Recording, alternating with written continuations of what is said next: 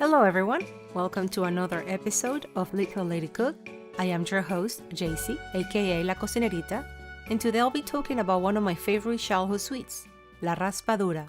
And well, for those that are not familiarized with Raspadura, what is it? Pretty much Raspadura is the real raw cane sugar. None of that brown stuff that when you go to a coffee shop or any of these tea places that they give you these little bags of sugar raw. No, that's not true. That's probably just like turbinado sugar. Still pretty tasty. It has really nice texture on baked goods, but it's not raspadura.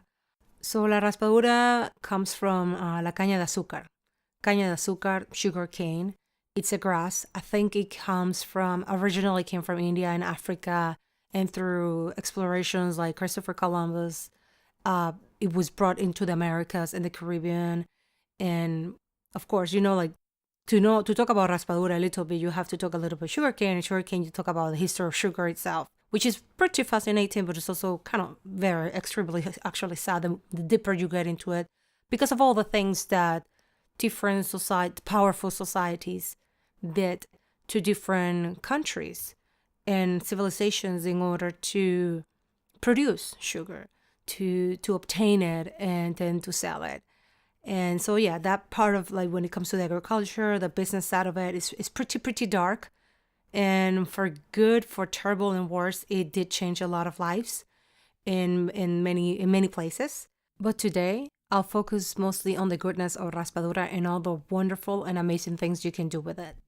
As I was mentioning India before, right, of where sugar cane originally came from in Southeast Asia.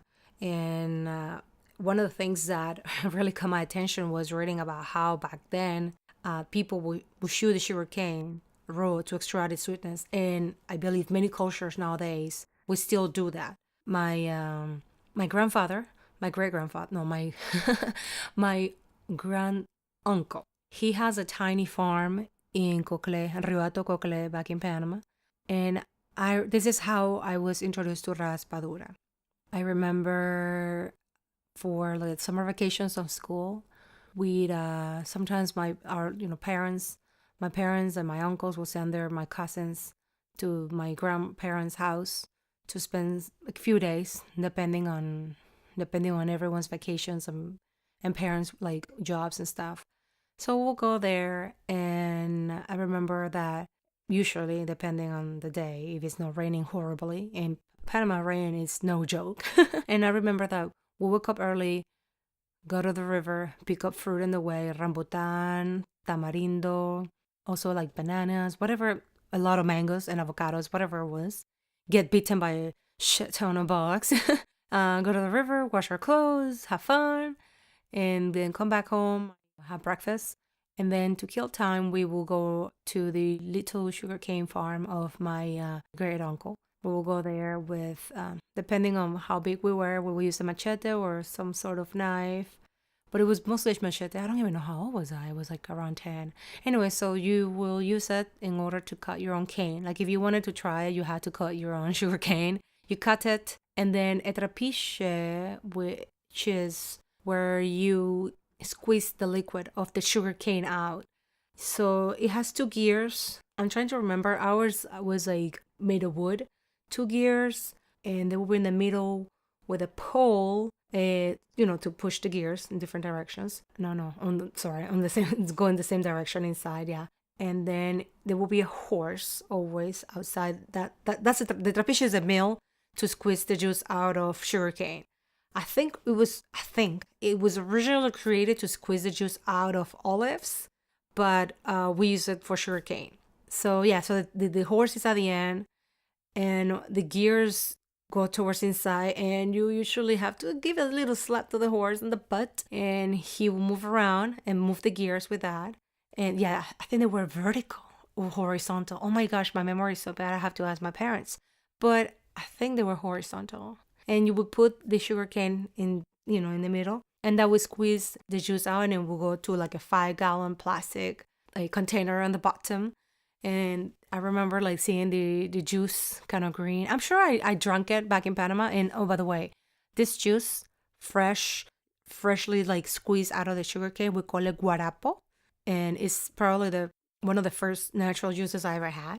Very refreshing, a little bit sweet for me now, but it's delicious and it's really nice in the middle of summer. And we will get that juice, and then I will actually eat the already squeezed sugar cane. We will chew on that, even though we already squeezed the juice out of that. And according to what my dad explained to me, because you see, as a child, as a human, you pick and choose the memories you want to keep. And I don't remember. I remember asked my dad a couple of days ago, like, what would we do with that? Because I know different trapiches, different families and companies, they do different things with the leftover. I don't know if they call it bagazo or what's it called, but some families use it as wood itself, like the fire, they keep it going with that, with the sugarcane itself. And my dad said that because we didn't, again, it's so tiny, so we don't use it as wood. We would actually mix it up with something else to feed. So we mix it okay, let me go back. So you produce the juice, the guarapo. That guarapo, you cook it in a big pot. Again, it depends on how much raspadura you're planning to make and how much you're producing in the day. And it's something interesting, like as soon as you cut the sugar cane, the more time it passes, the less sweet it is. So you have to make sure to squeeze that juice as soon as possible. So you squeeze it, you get your guarapo. That guarapo, then you transport it into a pot. In that pot, I don't remember how long, but I'm assuming, depending on the quantity, but I think it might take a few hours. A bunch of kids, bored, in the middle of the sun, hungry, waiting for some raspadura to eat. What do? My stupid cousins would throw each other's like horse shit. Because there's some, the horse in the trapiche, and there's some horses around. And the crap of horse or cow, they just eat grass most of the time. So it smells bad, but it's not like other kinds of waste. And they would throw it at each other, like the dry one, because they thought I was funny. I always felt disgusted. So as soon as we finished squeezing the juice out of sugar canes, I would either go to pick some guandu, which is green pigeon peas, tamarind, or I would just hide somewhere until they say, hey, it's almost finished cooked. Because as soon as it's finished cooked, it has a texture that I was talking about, like a molasses, very thick syrup, fudgy. And then they will pour it in the molds. And then you have to wait. My sister can correct me if I don't remember right, but I think one time she was so excited because it's like melted gold. It's beautiful. It smells amazing. And I think she burned her tongue or her finger by trying to eat it too quickly. That's my sister. Anyway, so they put it in the molds, and then once it cools off, you push it out with a little knife, and then you have a block of delicious raspadura, and warm, just like warm that you can bite into it. There's nothing that compares to really fresh made raspadura. That's why sometimes I struggle when I go to places and they say, oh yeah, this is raspadura, you can use sugar cane, like the actual block, and then you're like, yeah, this kind of tastes like just regular sugar. Like raspadura has like a stronger flavor, and this is why I'm going to talk a little. Well, first I'm going to tell you how they call raspadura in other regions. I think it's important to know the different names because that way you can, depending on what kind of store you're at, you know that you might be able to find some raspadura. Raspadura, we call it in Cuba, in Panama, Ecuador, and this is according to my research, so if I'm wrong, someone please correct me. In Haiti, they call it rapadú. In El Salvador, they call it dulce de panela. In Colombia, Venezuela, and Ecuador, they call it panela. And our friends in Colombia, as far as I know, I think they're the biggest consumers of and exporters of raspadura. I think India's one and Colombia's two, but things change a lot, so I'm not 100% sure. Also, rapadura without the S. Again, like I said, raspadura in Panama. But in Cuba, they also call it rapadura. And apparently in some parts of Panama also, and I would not be surprised because we do tend to cut those S's sometimes. So rapadura in Cuba, Panama, Brazil, Paraguay, Uruguay, and Dominican Republic. In Peru, Bolivia, and Chile, they call it chancaca. Oh, that's kind of a funny name. And in Costa Rica, Nicaragua, they call it tapa de dulce. That sounds kind of cute, which I guess is like sweet top. Yeah, sure. In Venezuela, they also call it papelón. In Australia, they call it uluru dost. In India, it says here they call it gur or jaggery. But the thing about jaggery, it's important to highlight that jaggery, as far as I know, can also be done with palm sugar, sugar cane, or a mixture of both. So it's not always the same as raspadura. In Afghanistan, they call it gura. in Mexico and Spain. They call it piloncillo, and according to my notes, they call it little pilon. They call it like that because of the cone shape. In Panama, we don't have it in cone shape. It's more of a top or a square, depending on where it's coming from. Yeah. In Laos, they call it as nam oi. And in Philippines, they call it, as according to this note, they call it panocha. Please, if you come to Panama, do not ask for raspadura as panocha because you might get, depending on who is in the store or selling the raspadura, might find it funny or not. And I think the good thing, again, like I was saying, the good thing about knowing the different regional names is also now like you can look for recipes. You know, if you find a lot of recipes with piloncillo, they're mostly going to be Mexican or Spanish recipes. And if you use the word papelón, it might be just mostly Venezuelan recipes. Nevertheless, I mean, knowledge is power. So you can get to find more fun stuff in Instagram and social media in general and videos on YouTube. And it's fun. I mean, like, I love languages, so it's pretty interesting to hear also how they call it in other places. Let's see. The best way to try raspadura, first time, if you never had it, get your hands on a good block, a good brand, making sure that it's 100% raspadura, the natural thing, the raw thing. If it's a block, you can work it out. You can go the route that I do, which is leave it in a cup, a glass. I either broke it in the bag and put it in a glass container, water overnight in the fridge, cover it. Then it's going to be like a syrup. If you want to bake with it or you want to do something that you don't want more moisture, then just shave it and you can use it that way. But the best way, like I was saying, is trying to just with water. In Colombia, they call it agua de panela o panela, jugo de panela, no sé, agua de panela creo que la llaman. But oh my God, I'm talking Spanish, sorry. My last podcast was in Spanish, so I'm going back to English. Anyways, but in Panama, we call it everything that is with fruit juice and sugar and water, we call it chicha. So you can have a chicha de raspadura with naranja, orange, or con limón, which is, for us, limón is the green one, so the lime. So lime it with raspadura. It's a god juice. It's definitely beverage for the gods. I like the orange in Panama because it's very sour. So that very, very acidic with raspadura, it goes really well. Like you don't want to use that. I think navel oranges are very sweet, so they don't need any sugar. So seriously, if you're in America, and unless you can get a very sour, tart orange, forget about it and go with the lime or with the lemon and passion fruit. Oh my gosh, I miss going to Rio Hato, like you have no idea. Can't wait to go back to Panama so I can visit my grandparents, give them a lot of hugs, and eat some other fruits. Eat some avocado with raspadura. If you make that syrupy, you can add it to different things. Try it with coffee. I like my coffee black. But on the weekends, once in a while, if it's a cappuccino or with a little bit of sweetness, just because, it's the weekend, try it with raspadura. When you try it with hot cocoa, delicious. It's going to be like a little bit of different. And I would say one of the reasons that we should cook more with raspadura, there's a bunch of health claims. Like most food, the least is processed. And in this case, this is the closest you get to the least processed because you're literally cut the sugar cane, squeeze the juice out. You get the guarapo, you cook it down by just removing the liquid out of it, and that's the raspadura. So that's as pure as it gets when it comes to the world of sugars, I believe. Well, on this side, honey is a whole different story.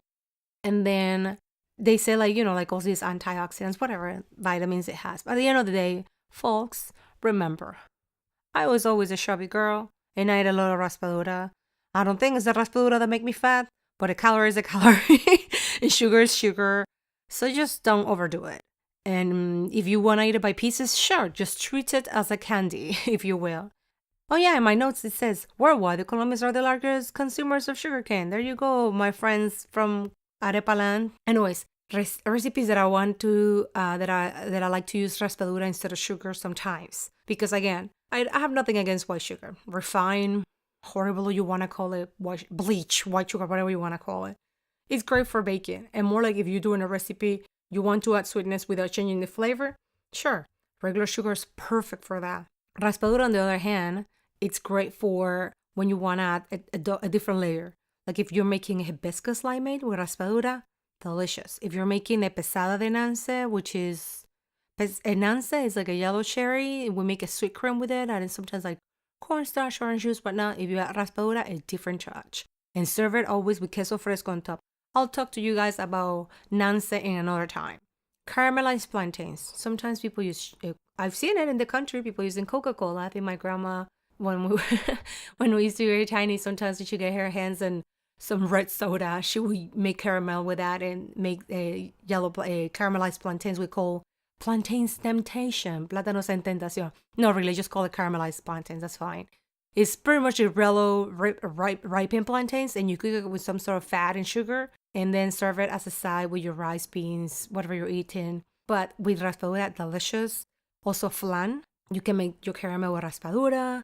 If you're making a chocolate cake, it must be interesting. And more like in my cake, when I make my chocolate cakes, the sponge, I usually add coffee to contrast. Coffee, salt, and raspadura must be magic with chocolate for a cake, for making a cake.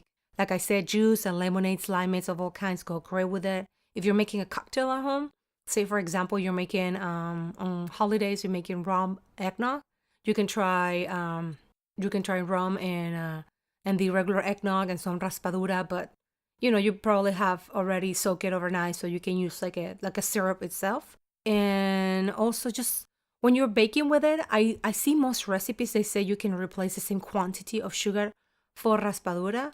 But like I was saying, I mean, if you are, I don't know how sensitive you are with flavor, but when you're using it, it might have, I think, some higher content of humidity than sugar. So I don't know if I change the if it might make the end result of your baked good a little bit denser. I could be wrong. I'm studying on chemistry a little bit for baking, so I will come back on that one at some point. But yeah, just test it out, play with it, keep some at home. And if you don't want to be shaving things around, just soak it overnight in the fridge and use it as a syrup. So I got very inspired with raspadura. So and if you go to my blog, you can find this recipe. But if you don't want to and you just want to take it from here we go. You can brew hibiscus. This is going to be a recipe for a hibiscus limeade with raspadura. We call hibiscus saril, and it's one of my favorite flowers. I grew up with a tree. Well, our neighbor had a tree, and we would take it because, hey, it was on our side. So, but we treated our tree with a lot of respect. So, anyway, whether you're using the actual flowers, in Mexico they call it flor de Jamaica, creo. And just make sure you have 3 cups of brewed hibiscus tea, and then half a cup of raspadura syrup, and 8 limes. You can sometimes, again, we use a lot of ginger, depending on which province. I think they will when they're making the saril, the hibiscus limeade, and we will cook the hibiscus tea. We'll cook it with ginger. The more ginger you add to it, the spicier. So if you are just experimenting, just throw like 2 or 3 slices and then go from there, because I don't want it, I like it really, really spicy. Sometimes I may use, I may also cook it with cinnamon sticks, juniper berries, and it's up to you. So anyways, the recipe goes down again: 8 limes, half a cup of raspadura syrup, and 3 cups of brewed hibiscus tea. Mix that baby and just enjoy it. That's what it takes. And I really hope you all get to try raspadura at some point. I really hope that you can get your hands in some raspadura, rapadura, piloncillo, jaggery, panela, papelón, whichever way you call it. Get your hands in it. Go to the grocery store. I think even Target carries it, depending on where you live. Just go to the grocery store, check out the sugar section. It's not dulce de leche, so do not get it confused. Dulce de leche is delicious, and we can talk about it at another time. But today is raspadura. So yeah, get your hands in it and cook with it at home, or just try it as a sweetener in some of your beverages, and let me know what you think about it. I'm working on other sorts of ingredients and foods that are really meaningful to me, that have played an important role in my life, where it's like childhood and adulthood and my teenage years back in Panama City or coming to America. So I will tell you all about it. Hopefully you are enjoying this podcast. Please, if you have any questions, send me an email on LittleLadyCook@gmail.com. Well, that email is actually dying, but hey, for now I can still check it. So shoot me an email over there or just send me a message on LittleLadyCook on Twitter. I'm on Twitter every day, so just or on Instagram, please. I would love to hear what you think about the podcast. Sure, I love feedback, but mostly about the foods I'm talking about. Like I'm trying to keep this as structured as possible, just as I talk in person. I need to be a little bit more organized with my, like, I think I jump from topic to topic sometimes, and that might be a little bit distracting. Like, what I'm doing right now, like, what am I doing? Why am I keep talking? All right, I have no advertising, so I can talk as much as I want, and you can click that stop button right now if you're bored hearing my voice, right? If you have any questions, it's something that you wish I would have explained more in the podcast, let me know and I'll help you out. And well, like I usually say, a comer, and I hope you all have a great week. Bye.